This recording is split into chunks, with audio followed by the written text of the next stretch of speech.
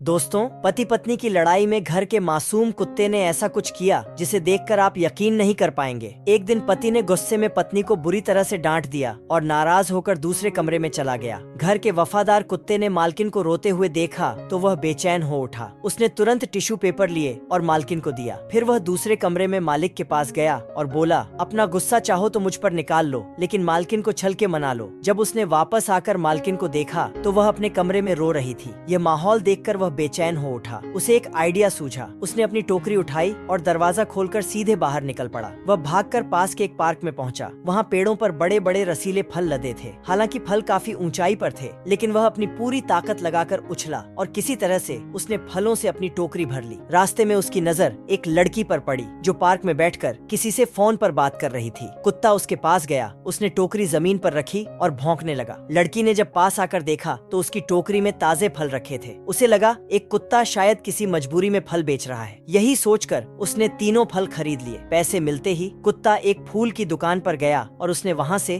एक सुंदर फूल खरीदा। घर आकर उसने सरप्राइज देना चाहा और मालकिन के कमरे का दरवाजा खटखटाया। जैसे ही मालकिन ने दरवाजा खोला, उसने अपने दोनों पंजे जोड़ दिए, मानो कह रहा हो, प्लीज गुस्सा छोड़ दो, प्यार से रहो। मालकिन अपने प्यारे कुत्ते की यह मासूमियत और स्नेह देखकर भावुक हो उठी। उसने प्यार से उसे गले लगा लिया। दरअसल कुत्ता कभी नहीं चाहता था कि इस लड़ाई झगड़े में मालकिन का घर खराब हो।